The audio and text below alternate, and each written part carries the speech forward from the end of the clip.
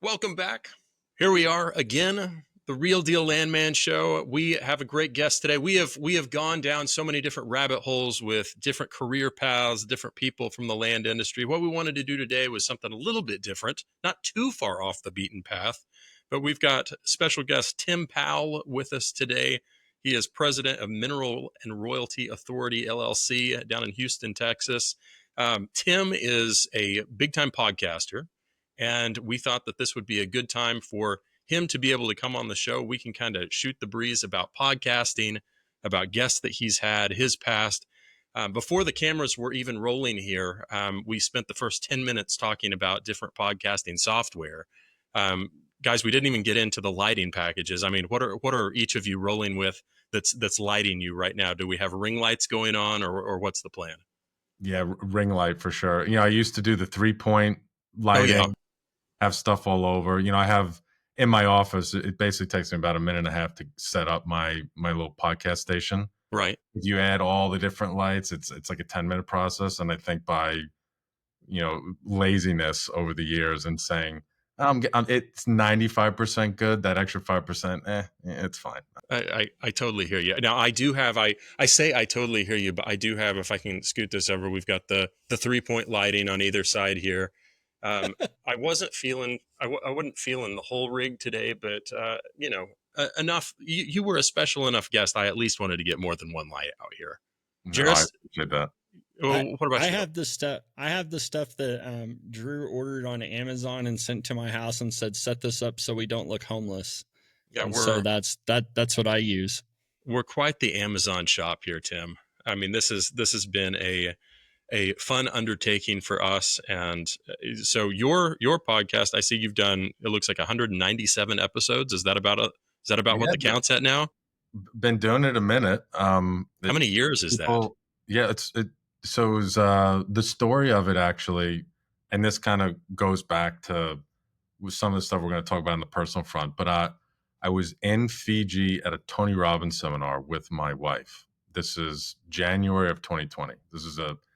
It's a 2-week thing. The first week is called personal health and wellness, and then the other is financial wellness, or something along that lines, right? So in the financial part, you're going in, some big CIO asset manager guy is speaking, and then you could line up in the room. And if anyone's been to a Tony Robbins event, they're massive, but this particular one is 150 people. It's very, very intimate. Yeah. So you get to go up and speak with the speakers and ask questions and get to know everyone there. And so I remember at the time I was working for a company called Energy Council. I was very much stuck in on the mineral space, but not exclusive. It was probably 15% of my time. But I, was always, it was clearly the path forward for me. And little did I know I'd be kind of branching out and start my own firm a year and a half later and going all in on it. But I was getting inbounds quite regularly from my network. I was always a connector. So in the beginning, it was always, hey, you buy Haynesville minerals? Like, this guy buys minerals in the Haynesville. You guys should chat. Wow, Tim, thanks for the intro. This is awesome. Like, as stupid as that sounds, that was actually value added and novel in 2017, 18, because the space was so young. When you fast forward and people start to get to know each other, there's definitely value in plugging in the right folks on the deal flow front, with pockets, buying in certain counties and 1031 money and all that. But beyond that, the biggest need is to introduce folks to investors. And this was not something I really had a background in, nor did I have the network in. And when I say investors, I mean limited partner investors, the guys who are passive investors putting money into NCAP, NGP. So I was kind of thinking, how, and going back to this Fiji seminar, I raised my hand. I go up with this chief investment officer who manages like $50 billion, something ridiculous. And I was like, if I'm really knowledgeable in an asset class analogous to real estate called oil and gas minerals, and I want to get in front of investors. What do you recommend? And it's funny. I don't remember what he said because it really wasn't great or insightful in any way. But I sat down, I turned to my wife, and I said, I'm going to do a podcast about it. Like it had nothing to do Nice. with what he said. It had nothing to do with what I said. It was just like, It just for some clicked. reason, I was talking about it and thinking about it, and I sat down, and in my brain, it was like, do a podcast. And so, with the time zone change, it was the evening, and if you go to the US, it's now the morning. So I texted 10 CEOs. Hey, I'm thinking of doing a minerals podcast. I'm going to have a CEO on every week about deals and finance. The goal is to get more investors in the space. You in? Tim, I'm in. And in 7 minutes, I had 10 yeses.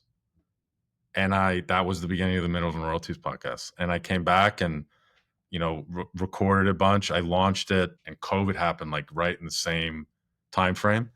And so what was going to be kind of a little side hustle, hey, this might help me get some new relationships in minerals. I like the mineral space. It's 20% of my time and it's growing. Came to everything else is shut down.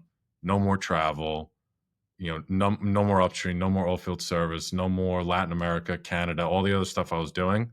Minerals is still limping along. It still has a heartbeat. So let me focus on minerals in this COVID period.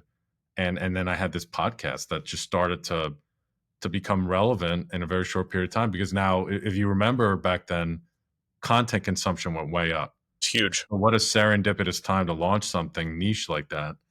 And I had a personal brand, which I'd never had before. So I always had great relationships and I was very well networked. But unless I knocked on your door and you said, yes, come in for a meeting, you didn't really know who I was. And if you got emails from me, you go, oh, that's just a guy who does conferences. And then when I would sit down, I've always been very well researched and thoughtful. I would sit down with folks and I'd be like, oh, Tim's knowledgeable and he knows a lot of people. He can actually add value to my business. And that's how I've grown my network over the years. But now people are listening to these conversations weekly. So I started to have, folks knocking on my door. And that was a real game changer and the real power of the platform. And that, fast forward a year later, is what's, spurred me to step out on my own, hang my own shingle and start Minerals and Royalties Authority. So there you go. That's a cool story. That is very inspirational that we should try to benefit from, Drew. Drew's always asking, how do we make money out of this? And it's like, Drew, we're not doing it for the love of the money. We're doing it for the love of the game. Well, that was one of the things Jerris told me about early on. He's like, we're gonna be able to quit our jobs within like 3 weeks of this. Like this is gonna be such a money we're gonna be just in over our heads on it. And so far that hadn't come to pass yet. But I'm sure, Tim, you are of the multimillionaire level right now. Joe Rogan, I'm sure, and he's probably on your speed dial. Not yet. I'm close. What I'm missing is two things, which I see you guys are doing in spades. One is a T-shirt with my podcast name. Yeah. No, we shamelessly plug. I'm clearly dropping the ball there. And then second is I need to have a nickname for myself, and I'll tell a funny story. So shout out to David Vasquez at Vero Minerals. So David's going on a bachelor's trip, and he is in New Orleans, I think.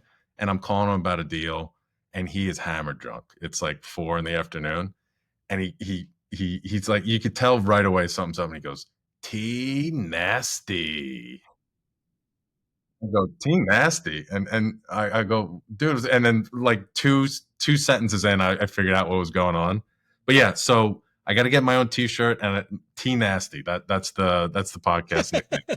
The T nasty, yeah, that may be. I mean, I'm not saying change the name of your podcast. Mineral and Royalty Podcast is pretty awesome, but I would definitely think T nasty would gain some pretty good traction. Yeah. Minerals and Royalties Podcast hosted by T Nasty. There you go, by T Nasty. Yeah, that would be really good. And I don't want to shortchange just the shirt, but I mean, I don't know if you've heard about slap bracelets too, but slap bracelets are all the rage in 2025. They are the rage. Days. Well, in fact, you talk and in fact, Tim, for coming on this, we're going to give you one. And so you can have your options between black or black. But okay, that's right. You'll get an official slap bracelet if you so choose. Yeah, no, my 8-year-old is going to be pumped. So I appreciate that. We do have a lot of fans of Drew actually has a special offer that is out there. I don't know why he ever said it, but I like to remind people of it. If you ever approach Drew at an event and you are wearing the slap bracelet and you show it to him, he will give you everything that is in his wallet in that moment. True. It hadn't happened yet. I'm still banking that it will at some point. And there's some days, like, I'm not saying it's money flush, but I will say there's some days that, like, I get back home and I'm like, I'm really glad nobody came up to me about this today, because that could have been bad. That could have been really unfortunate. So, man, well, Tim, so you talked about like starting this in like the best. I mean, honestly, in a taking a really rough situation of the uh, everybody being inside with you know Corona and all this stuff, and like it's really like a downtime. People are consuming content, and that was just right at the same time that whenever you started doing it. So that worked out really well. Let's go a little bit further, like back in time, and let's talk about how did you develop? You said you had a really good network coming out of college, even starting in college. Number one, I want to know what made you want to kind of get within the energy field, like what drew you in there, and then the second part of it of how did you really start to develop that network that you've built? Yeah. So what got me into oil and gas? Rent was due at the end of the month. That's the There it short is. story of it. So I graduated from Rice University in 2011. I wanted to be a banker, and couldn't get an interview. So the fun story about it, and a lot of folks know TPH and Bobby Tudor. So Bobby Tudor's Mhm. is a very big guy in the Rice University world. When I was there, he built Tudor Fieldhouse, donated a bunch of money. Him and his wife Phoebe. Bobby is incredible guy, very successful, incredibly generous, philanthropic, all those things. And so when you were at Rice in my years, Bobby Tudor was a household name, right? And so I remember in career day, because I was a golfer at Rice, so the athletic department had their own separate career day that was a little smaller, a little more accessible. The line for Bobby Tudor and TPH was like around the corner, down the stairs. And then there was every other poor schmuck who probably had just as much money or more than Bob. They had like one or two people to stand, right? But I stood on that line because I was trying to get into Citi and Goldman and just all the banks, and I just wasn't getting the interviews to even get a shot. So I waited on that line, got up to Bobby, and I said to him, I said, I'm not going to sit here and beg you for your job. I just want some advice. I want to get into investment banking. I can't get an interview. I may not have a 4.3 GPA and three mechanical engineering major and all these things that don't jump out on paper, but I know if I get in front of, if I get an opportunity, I can sell myself. What do you recommend? And he said, there are so many banks in town that are small and boutique.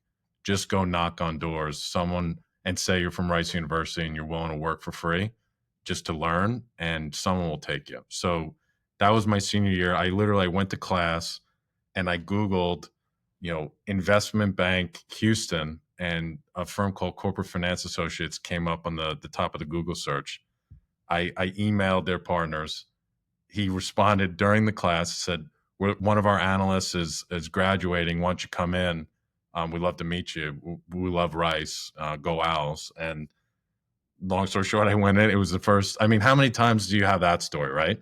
Right. Like you call one mineral owner and then it's your first deal. Like that never happens. But I go in, and this is like a corporate turnaround, merchant bank, focused a lot on family owned businesses, manufacturing, print. They did some energy stuff, but imagine there's a first or second gen family run business that has 15 to $25 million top line, and now they need to restructure it or help that family exit.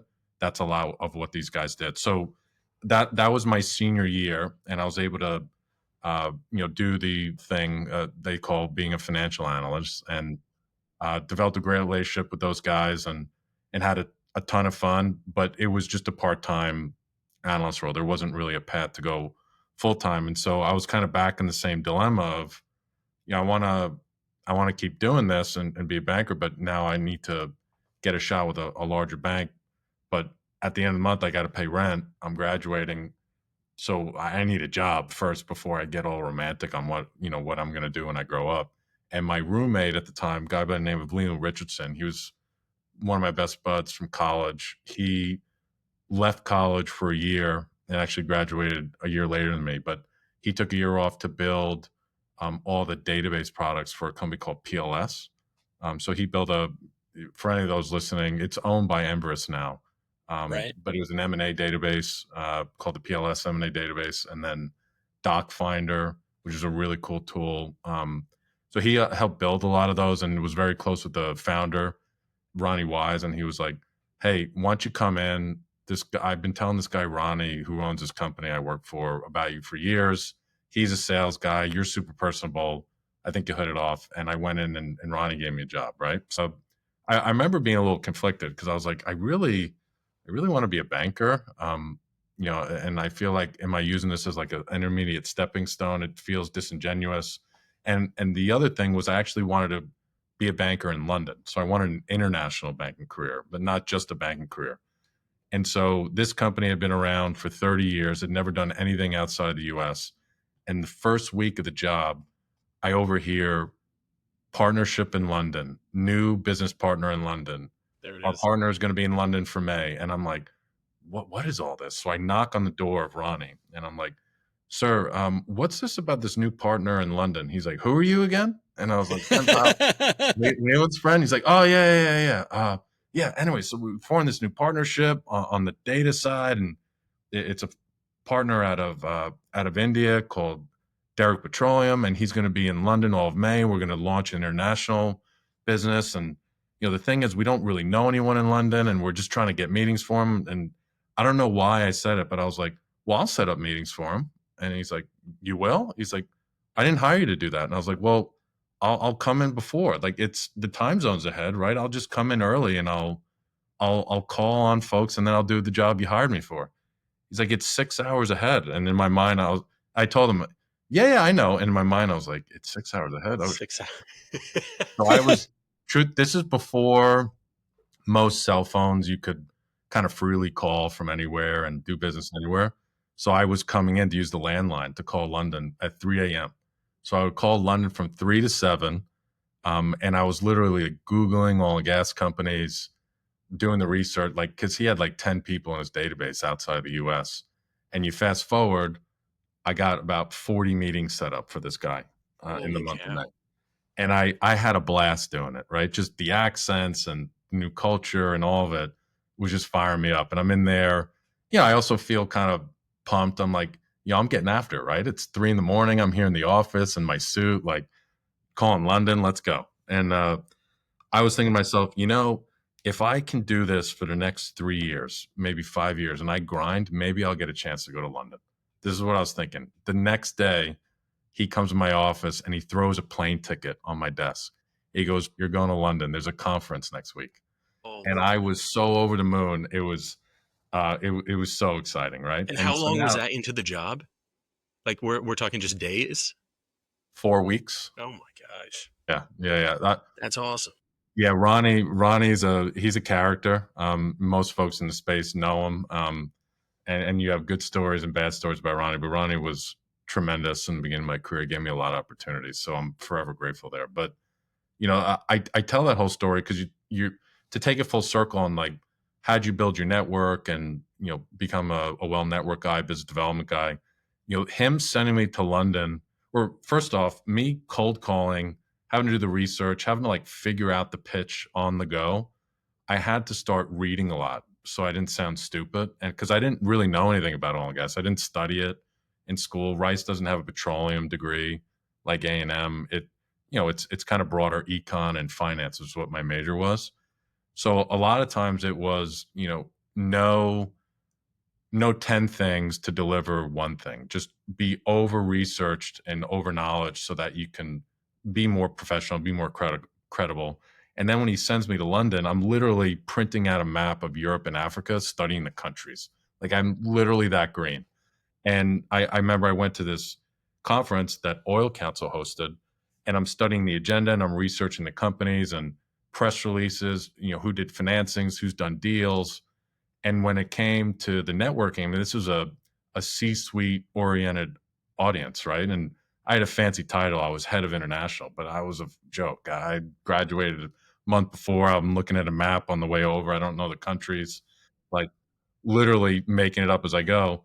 And I did a lot of listening in those early days, but then as someone would talk and I would see an opportunity to jump in, I'd be like, oh, congrats. I just talked to John over there. Like, you guys just did a financing with him.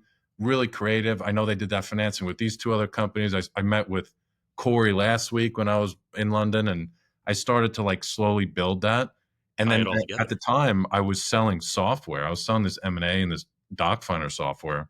So my job was really a software salesman, but I would open up meetings talking about all sorts of stuff like corporate strategy and financing strategy. And then like, oh, by the way, let me show you the demo. And I swear half of the stuff I sold was probably off of the rapport I'd built.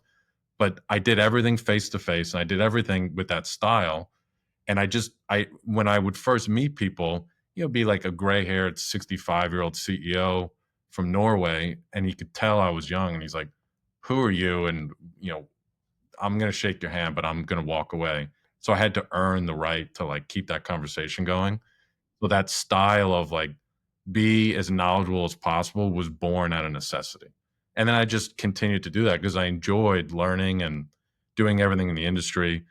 And then I did that for 3 years, and Ronnie sent me all over the world. I mean, Rio, London, Hong Kong, Australia, Bogota, you name it. I was in Canada twice a month, London, 70 times a year, and then kind of these regional events all over the world. And I probably had 1,000 meetings face to face with companies all over the place. And so I developed this style of really just engaging face to face, this kind of well studied, well versed approach to it. And then when I met my now wife Erica, being away 3 to 4 weeks a month wasn't really good.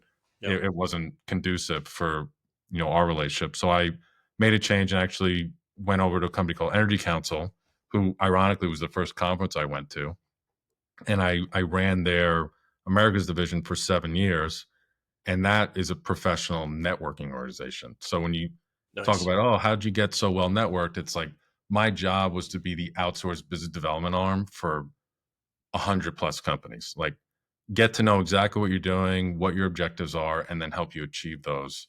And yes, they did conferences and receptions and everything, but the day to day was like strategically working with folks and just knowing, we always used to joke around. Our knowledge base was a mile wide and an inch deep, right? So you knew a little bit about everybody. Now it was the mineral space. When I first joined, that's when Viper and Prairie Sky went public. So the whole ethos of the business was like follow the money in the capital markets. What's in vogue? What do investors want to do? And then if you can be in touch with those investors, the industry will follow because they need the money. And so I was like, man, this minerals thing is super interesting. I remember brokering a couple small deals in 2011 for PLS, but they were like $300,000 deals. What are these multi-$100 million IPOs? This is interesting, and people seem to like it, and value creation on the balance sheet. Let me dig in. And so you had Phillips at that time, backed by NCAP, and then Carl at Haymaker with it was Kane and KKR, I think at the time, Apollo Royalties, which is now Momentum, and Apollo's backed a couple other teams as well. You had Desert and Map, and so there's like you start to look at the ecosystem in the early days of like 2012, 13, 14. There's like a dozen-ish funds that are like upscale, built to aggregate minerals. So I went out and I started meeting all of them because it was interesting, and I had no end goal. It was just my job was just meet with people, understand what they did, and this was just like a little subset pocket in the broader thing of what I was doing. But then in 2015, pensions started to come in. NGP popped up a bunch of teams. All the other private equity sponsors started to pop up teams. So now there's 30 or 35 teams. So I went out and naturally met with everyone. Hey, what are you doing? What's the strategy? How do you buy? Where do you buy? So I call it my minerals brain. It's just my intel. It's a spreadsheet I've been building for over 10 years of who does what and who's backed by who and deals they've sold and bought and all that. And then 2016, 2017, 18, the space continues to grow. And now you have teams that are starting to split off, hang their own shingles, right? Raise smaller funds, maybe just be brokers, a couple more publics along the way. And so the space kind of evolves and mushrooms to where it is today. and I kind of slowly grew with it and was still doing a lot in Latin America, a lot in Canada, a lot in upstream, but more and more minerals over the year, to the point, kind of going back to the beginning of the podcast, of, hey, folks are now asking me to get in front of investors. This is different, but how do I do that effectively, and different from anyone else who's at ground zero like me, who wants to build LP relationships? And the content was the answer, because at that time, there was no content on minerals. It was like, if you Googled oil and gas minerals, you would get Kimball's presentation and Vipers, and those are business strategies that are a part of the ecosystem, but they are not representative of private strategies, right? So if I'm a family office and I get invited to a club deal to invest in a private minerals fund that's doing a Reg D offering, looking at Viper's presentation isn't really going to help me a whole hell of a lot, right? Mhm. So filling that void was what was kind of the idea of the podcast. And then it thankfully took off a little bit in COVID, and basically only minerals in 2020, just rubbing two sticks together, trying to make something work. I was introducing investors to some funds, just putting deals together. I was making intros, consulting, like anything, because the Energy Council business was struggling because their revenue was event driven. And Right. then at the end of the year, I was like, man, this is fun. And, I think I have a knack for it. And I had this 7-8 year head start on Intel and relationships, and I got this podcast, and I want to keep doing this. So I spun out, I got my securities licenses so I could do it properly, and, get success fees and act as a placement agent and act as a broker. And then here we are. I'm able to pay rent and put food on the table still 4 years later. And I don't plan to stop. It's been fun. That's awesome, man. Pardon if this question is forward, but I'm curious because it sounds like you've been able to build and develop this dream job for yourself of connecting people and being able to learn new things and be involved in fascinating conversations. At the end of the day, though, how do you get paid? Like, how do you make your money? What is it that Tim Pawul is taking from these different arrangements? Yeah. So the securities licenses, being FINRA registered, is key, right? So that enables me to make success fees off of securities related work, and minerals and royalties, and oil and gas working interests are securities. So if I want to raise money for a fund doing capital introduction, so if a fund's raising 50 million bucks and I introduce an investor that puts a $5 million check into the fund, I get a percentage of that committed capital as a fee, right? So that's one way. The other is brokering deals on the sell side. So I've always done kind of $500,000 to $10 million deals, minerals and non-op. Everything's minerals and non-op only, by the way. Kind of the lane I've picked. It's niche, but it's I have more than enough work, for what I'm focused on. That's where I can add value. But it's typically in the fund to fund space. So I'm not drumming up deals from landowners. It's that $50 million fund, right? It's building a portfolio and says, hey, we have this $3.5 million asset in the Eagle Ford. We're ready to let it go. Can you help us find the right buyer for it? So I do that as well. And then the rest is kind of miscellaneous. I make some event revenue. I make some revenue off of the podcast, and then some consulting stuff. But I would say the lion's share are the first two, the placement agent and the deal fees. And it'll continue to grow. That'll continue to grow because that's scalable, right? Yeah. Because the fees are just much larger in scale, and you can always do another deal or another fundraising mandate with no extra resources versus, I've done it. People know me in the space. I do a lot of dinners and receptions. There's no need to do more events, and I don't really make money off of the events anymore. Um, and then the podcast is what it is, and we have some great sponsors who support it and have supported for a long time, which is great. Keep my relationships fresh, keep the intel fresh, keep everything growing to then execute effectively on the mandate side. Makes sense. What do you think has changed? Like, I mean, from the COVID days and then to now, like the deal making with so much that's changed in tech and AI. Do you see that space changing much of making these deals, or is it still just the handshake deals, being able to introduce each other, or are you finding ways that you're able to kind of leverage the tech to be able to help with your process?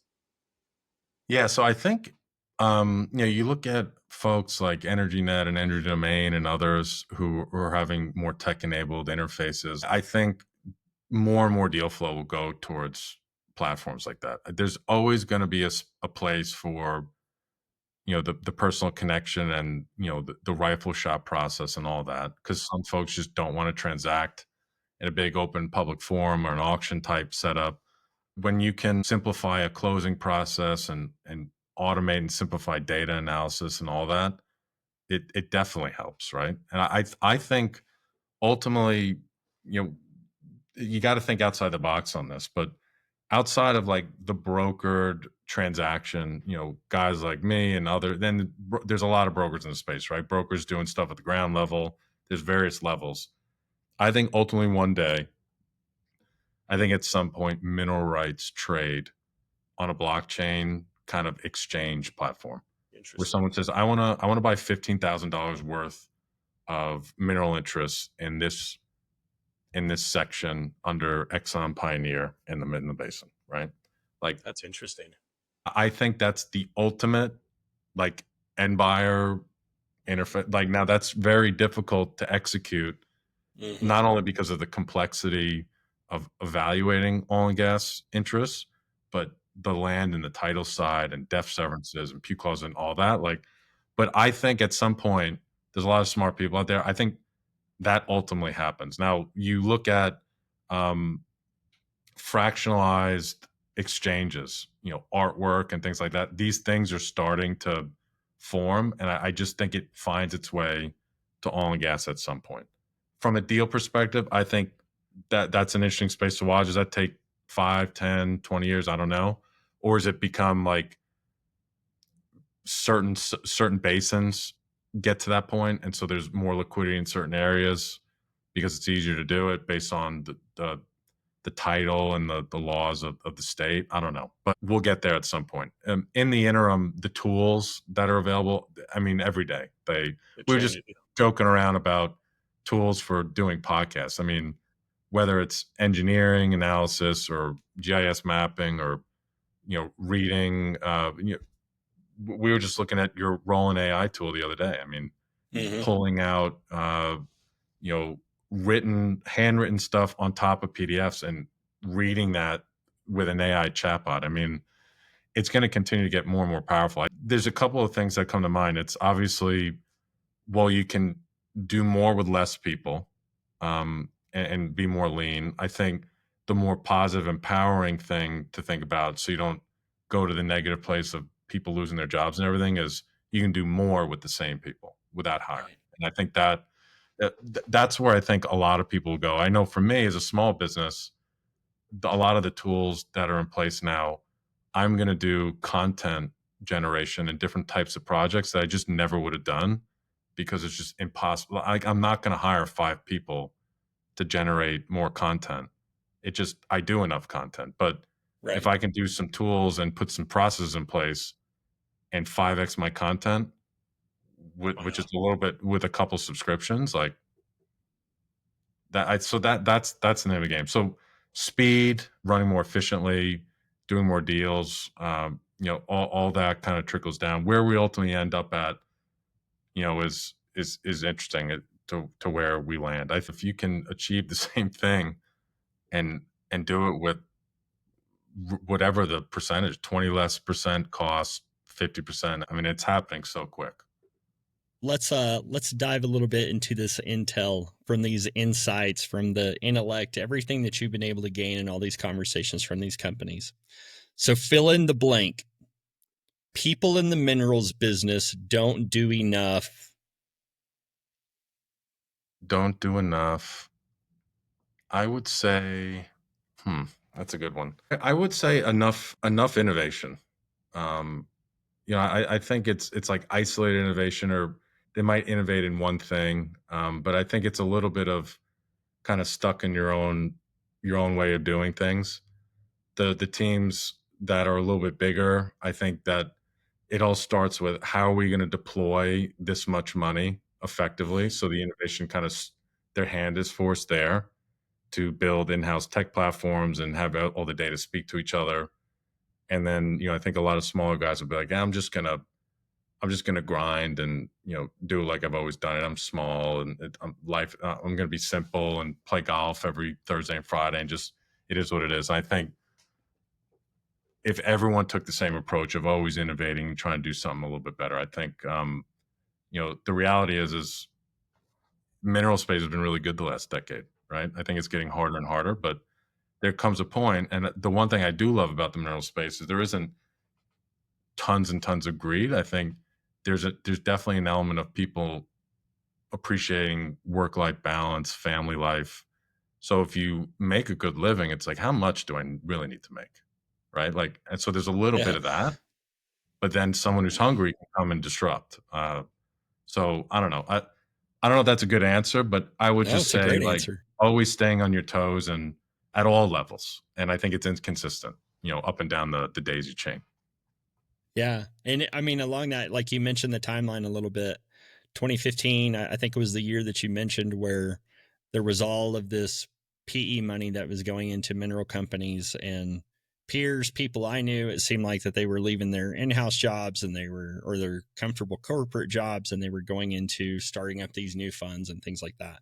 Some of those pan out, some of those don't. Some of them, or many of them, I should say, ended up the product of a smash co, where the backer was just looking for the best management team who could handle all the assets. So I guess in your experience and your observations, what makes a new mineral company into a successful mineral company? Well, if you've been doing it a while, there's definitely an advantage of having legacy data, legacy title. If you're going to New Mexico, going to Appalachia, there's just certain. I was talking to someone earlier. If you're in New Mexico, he's like, "Listen, I've been doing it for a while. You have to run title and spend that money to realize that area isn't going to drum up any leads." And he's like, "You're not going to find that out until you do it." And he goes, "It's painful, but I did that 8 years ago, right?" And so if someone's new, they have to kind of incur that cost up front. So, I think to be successful, definitely leveraging that kind of legacy systems, legacy data, and everything is key. I spoke a couple times in Dallas at some different conferences recently. I think the low hanging fruit's gone. I think it's imperative to have all the disciplines. Have engineering, whether it's outsourced or not. Have if you're in certain areas that need geo, make sure you have geo consulting firm doing a study on the area, or have someone in house on staff that can look at deals. You need to have softwares in place to be able to move quickly. You need to be able to have access to counsel to be able to move quickly and do stuff. Like, you need to have all the disciplines in place, I think, to buy effectively and still create that arbitrage. There are still guys who are really, really good at land, and I think they go in, they have to go for the hairy stuff, right? Stuff with complicated title, or it's not in pay, or you can't find the owner. If your specialty is doing that kind of stuff, you got to really lean into that. But I think just calling tax rolls, and just like everyone else, you have to have the full suite of stuff in house to be able to analyze, go through quickly, close quickly, all that.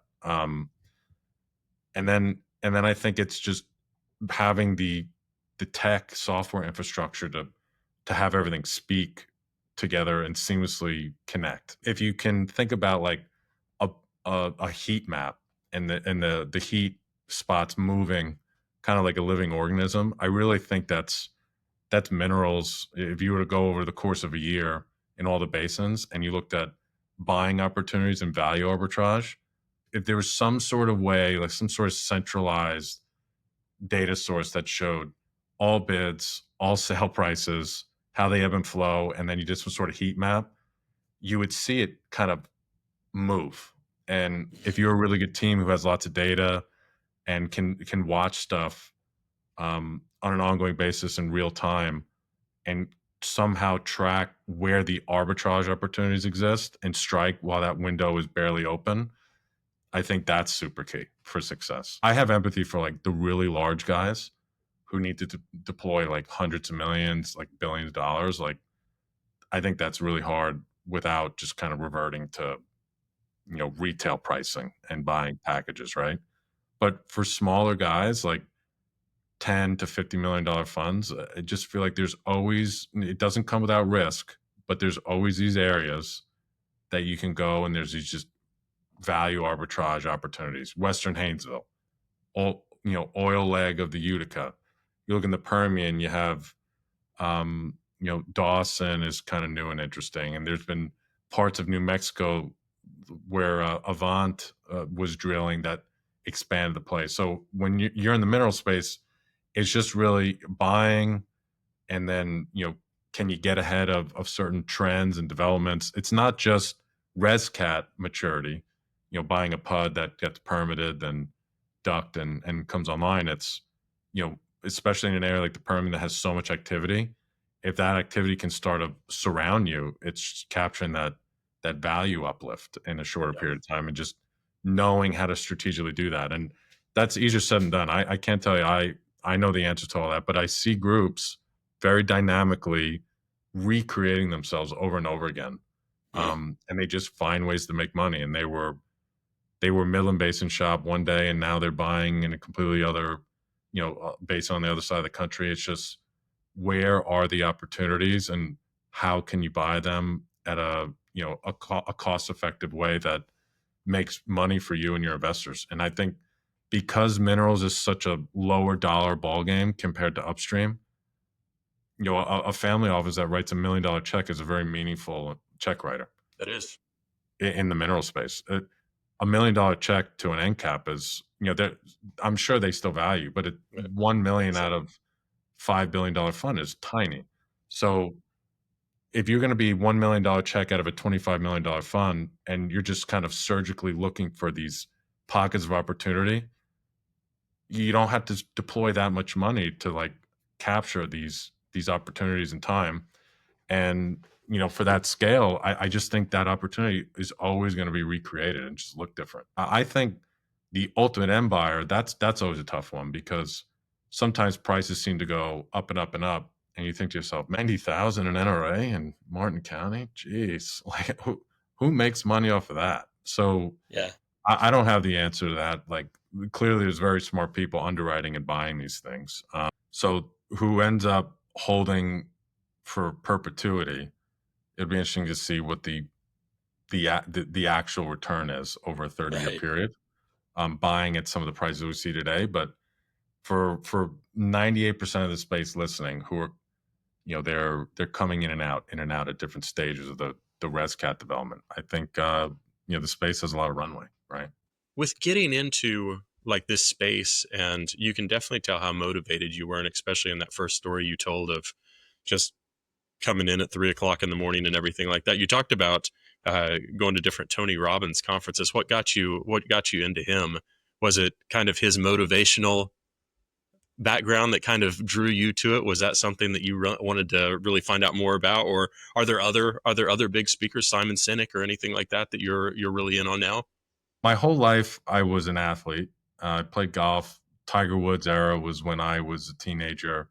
Wanted to be a pro golfer. Tiger was my idol. Went to school. Very quickly realized I stunk and wasn't going to go pro. But nonetheless, it was a good ride. But it's funny. As soon as I graduated, or I would say a year or so before I graduated, everything I put into golf, because if you make it, I was lucky enough to get to the D1 level, and then That's I have good.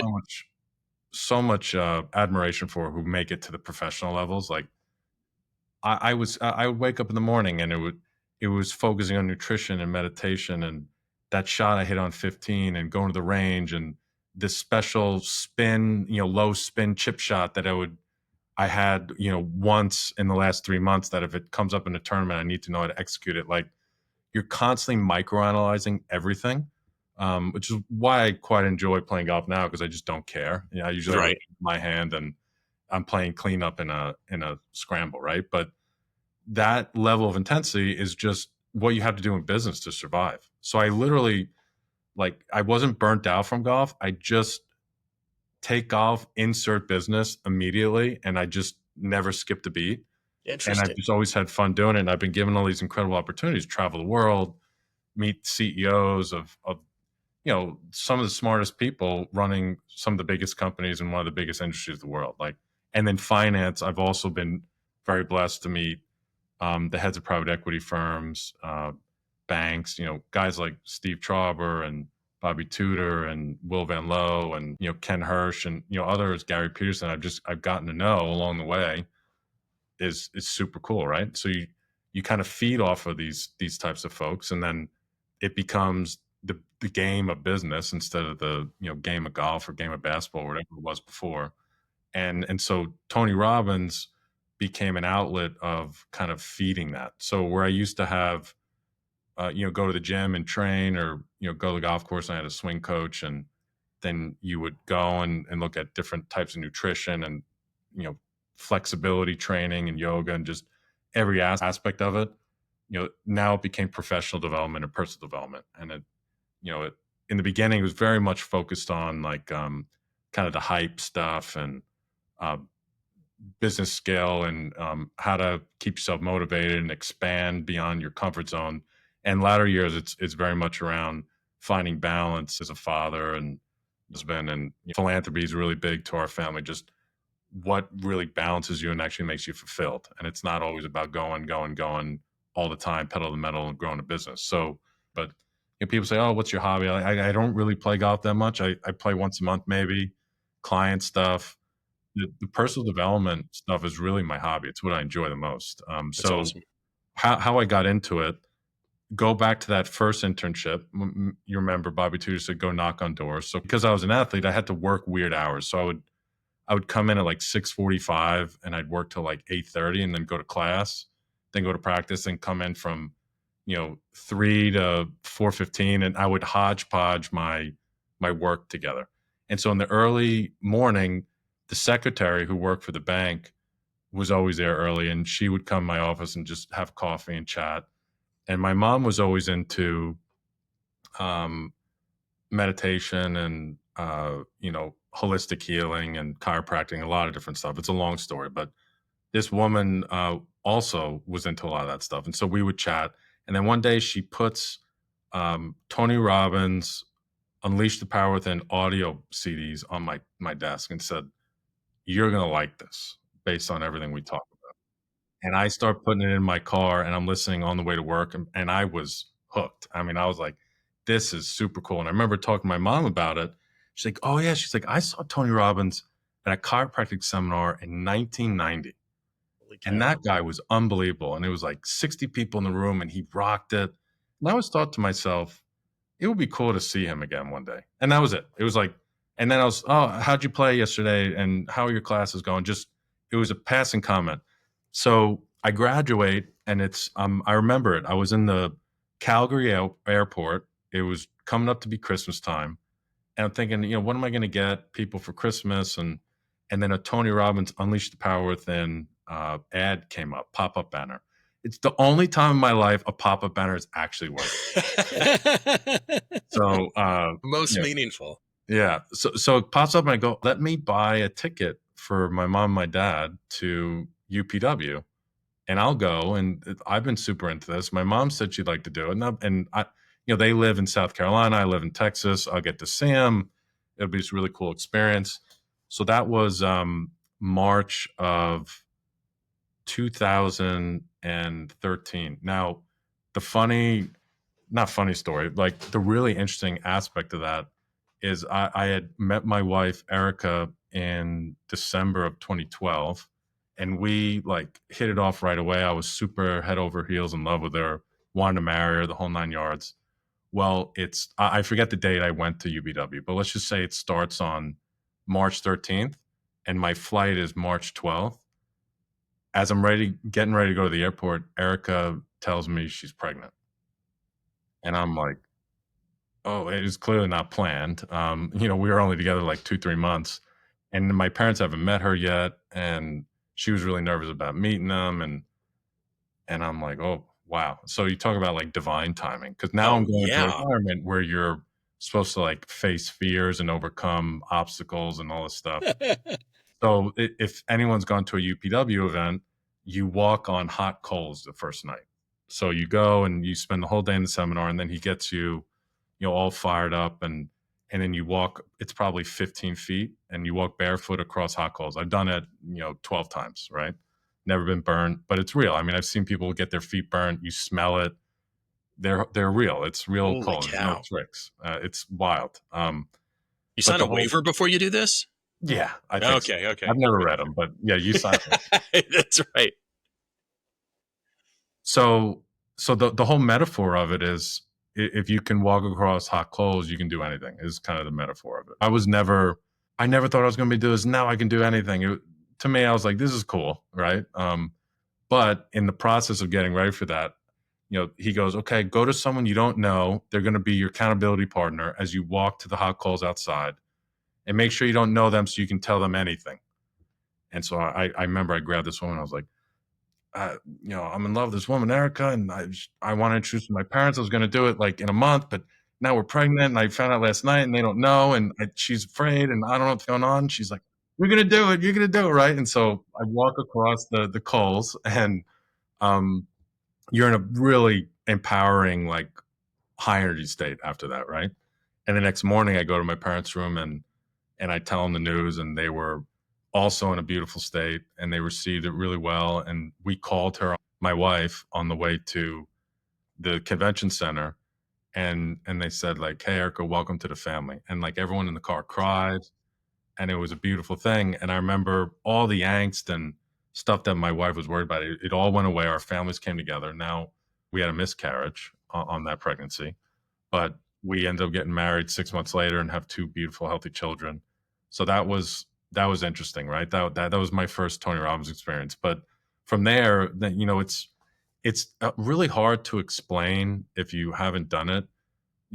From the outs, I think what really helped a lot of mainstream people get into the Tony Robbins ecosystem was the Netflix documentary, Mhm. because you can somewhat experience it a little bit from home and what it's all about. But before that, it's a cult. It's stupid. Like, Tony's got huge hands, like that yeah, whole thing. he's Yeah. got big. He's horse teeth. He's a gorilla. Like, whatever it was. But when you go, it's just this raw, authentic energy environment that's very hard to come by in normal life. And so I became addicted to it, because it's like everyone here is hungry. Like, they want to grow, they want to get better. They're vulnerable, right? And so no one's kind of putting on Yeah. The fake front. fake front. Absolutely. Yeah, and so Absolutely. that became like, I want to do more of this, and I'm growing, and it's better. And then there's a business mastery event, which is the one I continue to go to, because now, instead of 20,000 people, you have 1,000, and it's all CEOs, and it's an incredibly infectious environment for creativity and innovation. And so a lot of the things I've done in my career, where I look back and I go, well, that was a fork in the road where I went the right direction and I've grown. It was always after an event, right? Always That after is. Tony Robbins event. So that where it's the business one, the personal relationships, and just overall, just kind of encapsulating that type of mentality as like a lifestyle. Understanding, he calls it the wheel of life. Just, if the wheels on the car of your life were balanced, the car would run smoothly. But if one section, which is finances, is a 10 out of 10, and then your personal relationship is a 1 out of 10, and that side of the wheel has a big hole in it, well, you're starting to have a bumpy car ride. And in that metaphor, and then most people go, oh, my relationship sucks, I'm just going to make 3 times more money, and my business is going great, I'm going to make it Mhm. even better, and that's going to fix everything. You said that metaphor is, people hit the pedal and the car goes faster, and the wheels are even worse, and then you crash. Midlife crisis, cancer, divorce, something, right? So it's like understanding from a very early age the importance of all that, and like understanding that that is complicated, and it's like the heat map of buying minerals. It changes all the time, right? So does the art of fulfillment and being happy. So, and that changes very much from your 20s, 30s. I'm getting approaching my 40s soon. My wife likes Tony Robbins, but she's a little bit more, the loudness of it, and the bravado-ness of that environment. She's a little bit more kind of soft spoken. So she loves Joe Dispenza, which is, it's kind of like the yin to the yang. He does a lot of meditation, and and it's all quantum physics driven. It's really fascinating. I did one event in 2023 in December, but you're meditating for 8-9 hours a day for a week. I mean, I'd never meditate for more than 5 minutes, and I go in and out of spouts with travel, but in general, try to meditate about an hour a day. So you start to learn these different skills, right? And then there's someone that my wife and I have been getting into recently is a guy called David Guillaume, who if you research him online, he teaches a set of principles called Kabbalah, which again it's a lot of Tony Robbins stuff and Joe Dispenza. It's all the stuff is the same. It just whoever's delivering it and the framework. So I just find that fascinating. And then I've been blessed enough to develop friends and people even in the work environment who have similar interests or similar values, and then how fun is that? It's like all day every day. Now I don't really need to go to the seminars as much. I'm surrounded by people who, or it's almost like I brought that authenticity and those types of real people into my life on a regular basis, so I'm getting that need fed pretty regularly. And then along the ways there's just unique challenges and unique things to keep learning, and that's the ongoing game, right? I really like what you said about surrounding yourself with the people that continue to drive you and going to those different conferences. Like, you're exactly right. I think a lot of people have the mindset of exactly like what you said. It's a cold. It's just a money grab or whatever, but it's not, whenever it's getting people with that like mind that are all trying to level up, like level up themselves, like get to a different level. It's like going to a sports, event, like a basketball game, baseball game, or whatever, whenever the entire crowd is all having that same energy focused on what's at hand, like that one moment, and you feel that electricity around you and everything. And I completely, whenever you were talking about it, it made me think of a few times in my career where I have felt that exact same thing in business, of where it has been so exciting, and it's been the same exact feeling with whatever I got to play baseball and everything. Of it's just like it's electricity. It's amazing. And I always think back, one of the things a college professor had me do was read a book called The Brand U50 by Tom Peters. And one of the things that hit one of his chapters was like, do cool every damn day or die trying. And I just remember, like, when we had been talking about that, and like not just our class, but like talking to all these different people about that same mindset of getting people just so excited to do their work life. And, it translates really well. And it's been one of the things that kept a pretty good motivational, thumb over me for my career. And I've just really enjoyed that, and seeing people like yourself get a kick out of similar things. So it's really cool.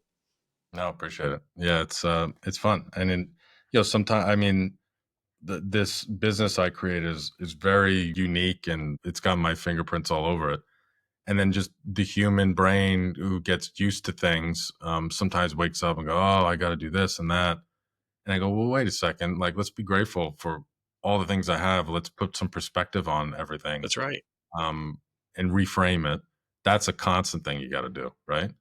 You're and right. then you start looking back on things. You go, what? Because what once was something you could never dream of doing, that you now do regularly, you take for granted, and you can even turn it into a negative. And This has been a much more motivational hour of talking to somebody than I expected. I will tell you that. I really have enjoyed that. I hope that, like, you have made a very successful path of doing these different podcasts and interviewing different people. I'm so happy that we've had the opportunity to kind of flip the script and be able to interview you for an hour today. That's been a real pleasure for us. I was thinking the exact same thing. I've never been to a Tony Robbins event. I did watch that Netflix documentary. Even before talking about your experiences from a motivational life coach that gets people hyped up, your story alone will continue to be super inspirational on something just that has me like hyped up just about life and what else is on the horizon and what can we do. So echoing what Drew said, thank you so much for spending time with us today. And this has been an incredible discussion. Well, Tim, if people want to get a hold of you, if people want to kind of reach out and learn more about you, where's the best place that they can do that? Tim at mineralsauthority.com. You can look me up on LinkedIn. I'm fairly active on LinkedIn. You can look up the Minerals and Royalties podcast. So I'm always happy to, jump on a call with folks and just chat about the minerals and knowledge space, help any way I can. Doesn't have to be on a deal or a mandate. Always happy to just whiteboard ideas and trade intel and stuff like that. And then on a personal front, so on to close the loop on kind of the conversation, the Tony Robbins stuff and everything, I think, giving back is something that I was inspired to do by being around so many great people in oil and gas, and it's become a big part of what Eric and I do. And there's a really cool story, kid by the name of Joe Kamutu. My wife and I actually, his father was our taxi driver in Cape Town when I proposed to her in South Africa in 2013. Holy cow. And we stayed friends. And it's a lot of folks in the industry already know the story, but he came to college and it was like a last minute thing where our family jumped in and we helped fundraise his tuition. And he graduated last year cum laude and was, president of the class and gave the commencement speech. And now his sister just got accepted to St. Mary's and is going to start in January 2026. So we're raising awesome. her tuition now. I just launched the GoFundMe. So if anyone's compelled, would love to connect and tell you more about that family. And if you want to give and support, it's the Celeste Kamutu college tuition fund on GoFundMe. And if you can't find it, I'll send it to you if you want to email me. So I appreciate the plug there. That's fantastic. Yeah, we'll definitely link that plug for sure. That's a fantastic story. Well, we really appreciate you, Tim. Thank you for being on today. We appreciate all of our sponsors for rolling with the Land AI software, for Scramble with the project management CRM tool, Novus Consulting. Hey, they butter my bread around here. And then Anchored Innovations, whatever the hell they do. So we are so happy to have Tim. Thank you so much for being on today. And we'll see you next time. All right, boys.